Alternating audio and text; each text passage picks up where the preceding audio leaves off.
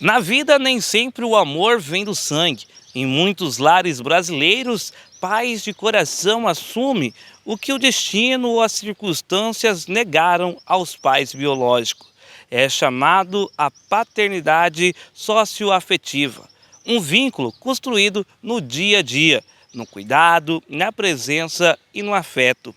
Em entrevista à nossa equipe de reportagem, o juiz da comarca de Juína destaca os direitos e os deveres dos pais socioafetivos. A experiência que nós temos, né, a tradicional, é a paternidade biológica.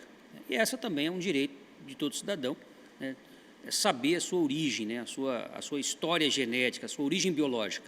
Seja por questão de saúde, né, às vezes o sujeito precisa, né, de resgatar a sua origem biológica exatamente para entender, né, uma doença ou buscar até mesmo num parente ali, né, uma doação de órgão, enfim, algum tipo de tratamento, mas também pelo próprio direito de conhecer a sua história, a sua origem genética e biológica. Então, o sujeito que gera uma criança, ele tem um dever, né, porque o direito não está calcado apenas no afeto, mas também na responsabilidade, no dever. Essa é a paternidade tradicional, né, aquela que deriva da origem genética, né, da biologia que nós conhecemos.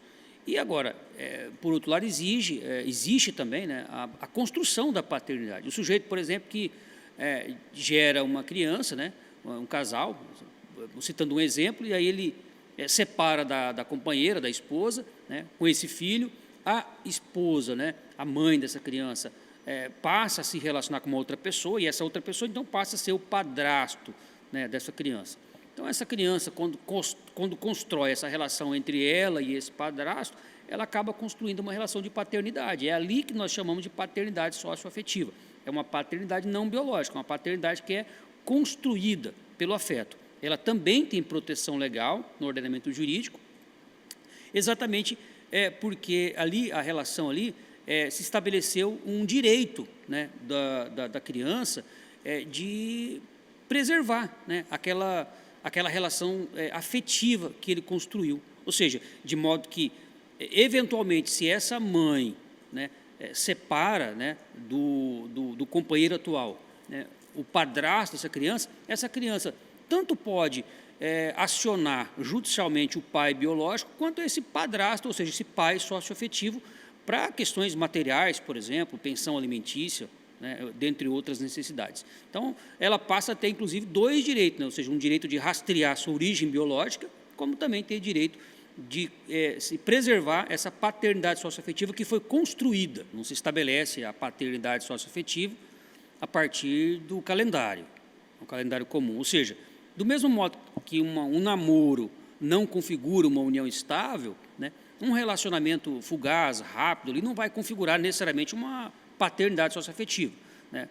Não é porque o sujeito se relacionou, às vezes a criança não tem ela nem pronuncia palavras, é um bebê ainda, ou seja, não se estabeleceu uma relação, né, afetiva entre o pai, o padrasto e essa criança. Então, é preciso que haja, né, quando essa questão vem parar no judiciário, é preciso que haja um estudo psicossocial por uma equipe multidisciplinar de psicólogo e juízo para compreender até que ponto, né, aquela criança estabeleceu um vínculo de paternidade com aquele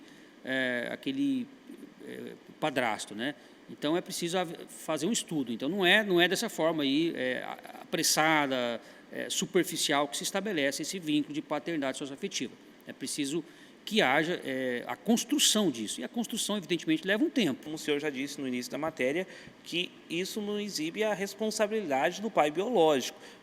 A mãe separou, o padrasto vai pagar a pensão, eu sou o pai biológico, eu não preciso mais dar apoio a essa criança. Isso não exibe a responsabilidade do pai biológico.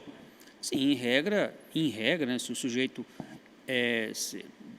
gerou uma criança, ele tem o dever, né, de proteção, de arcar com as despesas. Afinal de contas, o filho é dele, biologicamente falando.